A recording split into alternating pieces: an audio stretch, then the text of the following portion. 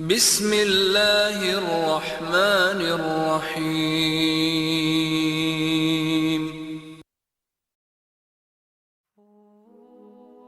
Ils ont tout vu, les oliviers déracinés, les maisons éventrées, les mères qui serrent leurs enfants sous les décombres.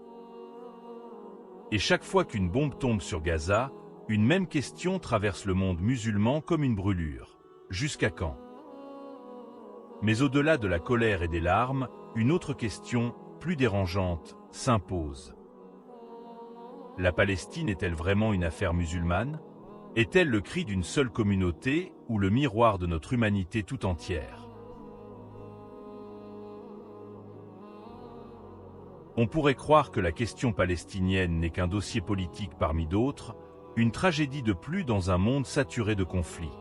Et pourtant, elle résonne d'une manière particulière, profonde, presque viscérale, dans le cœur de millions de musulmans à travers le monde.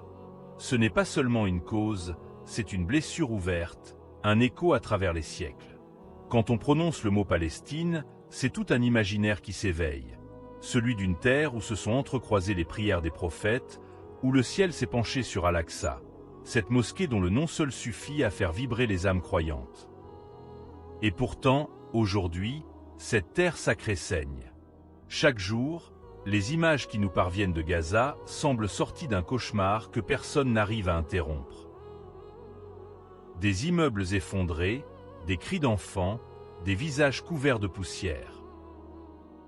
Le 18 mars 2025, une série de frappes a emporté plus de 400 vies. 2 mois plus tard, une école, l'école famille Al-Jarjaoui, a été frappée, tuant 36 personnes, dont 18 enfants. Et puis, le 30 juin, un simple café, l'Al-Baka, est devenu un champ de ruines. 41 âmes, en une seule nuit, effacées de la terre. Même les jours censés être des trêves sont marqués par la mort. Le 18 octobre 2025, à Gaza, un cessez-le-feu fragile a été violé près de 50 fois en 24 heures. 38 Palestiniens sont morts, dont des femmes et des enfants. Ces chiffres ne sont pas des statistiques, ce sont des noms, des familles, des histoires interrompues. Alors, quand le monde demande « Pourquoi les musulmans s'en émeuvent-ils tant ?», il faut comprendre que la réponse n'est pas seulement politique. Elle est spirituelle, presque intime. Car cette tragédie réveille dans la mémoire musulmane le souvenir d'un autre temps, celui du prophète Mahomet, paix et salut sur lui, et des premiers croyants à la Mecque. Eux aussi ont connu la persécution, la dépossession, l'exil. Ils ont été chassés de leur maison, empêchés de prier, privés de leurs droits les plus élémentaires. Si ce moment a réveillé quelque chose en vous, abonnez-vous pour apprendre chaque jour davantage. Et comme les Palestiniens aujourd'hui, ils ont trouvé dans la foi la force de se relever, de résister sans céder à la haine. Le prophète, paix et salut sur lui, n'a jamais prôné la soumission à l'injustice.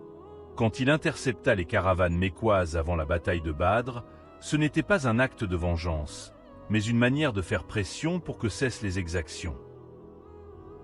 Lorsqu'il signa le traité de Houdébia, que beaucoup à l'époque considéraient comme une humiliation, il prouvait qu'une résistance intelligente vaut mieux qu'une guerre perdue d'avance. Ce traité fut une victoire silencieuse, une victoire de la patience sur la colère, de la stratégie sur l'instinct. Et que dire de Toumama ibn Utl, ce chef de tribu qui, après avoir embrassé l'islam, décida de couper les livraisons de blé à la Mecque, un embargo pacifique, mais redoutablement efficace. Il montrait que la résistance n'est pas toujours faite d'épée, mais parfois d'un simple refus d'alimenter l'injustice. Cette leçon, les Palestiniens la vivent aujourd'hui. Leur résistance, c'est celle du peuple de Médine. Leur endurance, celle des compagnons du prophète. Ils ont été expulsés de leur maison, leurs oliviers ont été arrachés, leurs mosquées profanées, leurs enfants tués. Et pourtant, ils tiennent. Le monde les regarde avec une sorte d'incrédulité. Comment peuvent-ils encore espérer? Mais c'est peut-être là le plus grand miracle.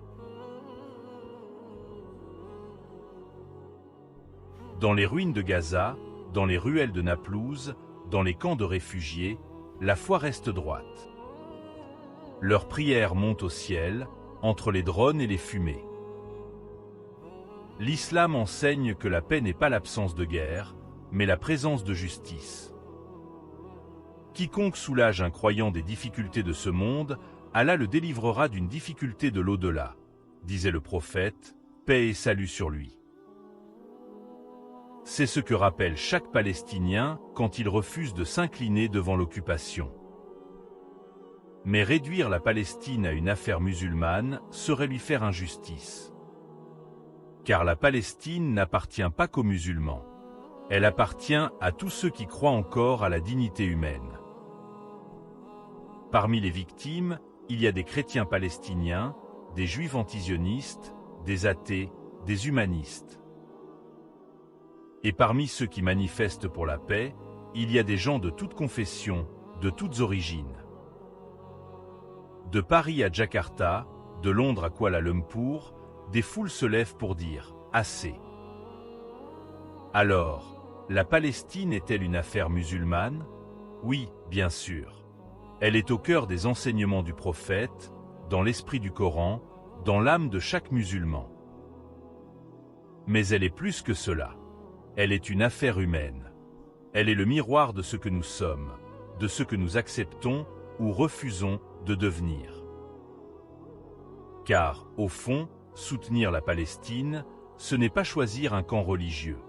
C'est choisir le camp de la justice contre l'injustice, de la vie contre la mort, de la dignité contre l'humiliation. Et tant que des innocents tomberont sous les bombes, tant que des mères pleureront leurs enfants, tant qu'Al-Aqsa sera encerclé par des soldats, cette question ne cessera de nous hanter. La Palestine est-elle une affaire musulmane ou bien l'affaire de toute l'humanité? Merci d'être resté jusqu'au bout. Si cette vidéo vous a éclairé, n'hésitez pas à vous abonner dès maintenant pour ne rien rater. Et cliquez sur les vidéos affichées pour continuer à explorer. Portez-vous bien et à très bientôt.